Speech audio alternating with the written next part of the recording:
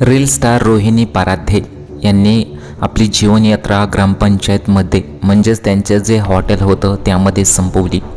25 वर्षाच्या रोहिणीने इतक्या टोकाचं पाऊल का उचल याबद्दल तर्कवितर्क लढवले जात आहेत। या प्रकरणी पोलिसांनी आता तपासाला गती दिलेली आहे। रोहिणीचा पती निलेश पाराध्येच्या कुटुंबियांचा जबाब नोंदवला, पण पोलिसांना या प्रकरणी वेगळाच संशय आला असून त्या दिशेने आता तपास सुरू आहे।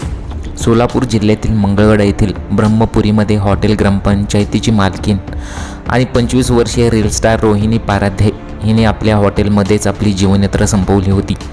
एका 25 वर्षाच्या रील स्टारने आपलं आयुष्य असं प्रकारे का जीवनयात्रा संपवली होती यात पोलिसांचा पोलीस तपास करत आहेत।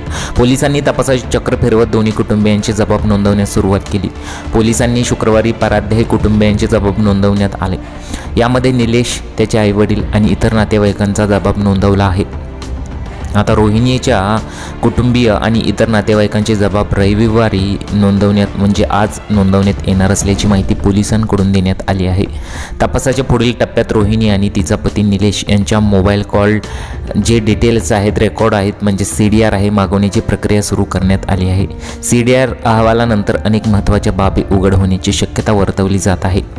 ग्रामपंचायतीमध्ये रोहिणीने ओढणीच्या साहाय्याने आपली जीवनयात्रा संपवली होती। ज्या दिवशी रोहिणीने अशा प्रकारचं कृत्य केले होते त्या घटनेच्या वेळेस निलेश हा हॉटेल बाहेर बसला होता। निलेश हॉटेल बाहेर बसलेला असताना रोहिणीने आतमध्ये किचनमध्ये त्या प्रकारचं कृत्य केलं होतं आणि तपासातून ती माहिती समोर आलेली आहे।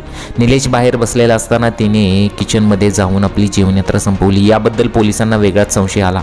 त्यामुळे त्या पार्श्वभूमीवर पोलिसांकडून सर्व बाजूंनी तपास करण्यात येत आहे। रोहिणी पाराध्येच्या मृत्यूमागील नेमकं कारण काय, तिने हॉटेलमध्येच असं का केलं याचा तपास सुरू आहे। दरम्यान रोहिणीच्या निधनानंतर तिसऱ्या दिवशी स्मशानभूमीत माती सावडण्याचा कार्यक्रम होता। त्यावेळी रोहिणीचे कुटुंबीय आणि निलेशचे कुटुंबीय हजर होते। दुःखाच्या प्रसंगात सगळे एकमेकांना धीर देत होते, पण अचानक स्मशानभूमीमध्ये काही नातेवाईकांमध्ये कुठल्या तरी कारणावरून वाद झाला। लोकांनी दोन्ही गटाची समजूत काढली, पण वाद वाढत गेला, त्यामुळे स्मशानभूमीतच गोंधळ वाढला। या गोंधळातून काही काळ परिसरात तणावाचं वातावरण निर्माण झालं होतं, अशी माहिती सुद्धा समोर येत आहे। रोहिणी आणि तिचे पती निलेश यांचा प्रेमविवाह झाला होता। आंतरजातीय विवाह करून हे दोघे पुणे येथे काही काळ वास्तव्यास होते। पुणे येथे असतानाच हे दोघे रील करू लागले। यानंतर आपल्या मूळ गावी परतल्यानंतर त्यांनी हॉटेल ग्रामपंचायत नावाने हॉटेल व्यवसाय सुरू केला होता आणि तिथेही दोघे ते रील्स काढत होते, कॉमेडी रील्स, त्याचबरोबर जेवणाचे रील्स, अशा प्रकारचे ते त्यांचे सोशल मीडियावरती व्हिडिओज पोस्ट करत होते।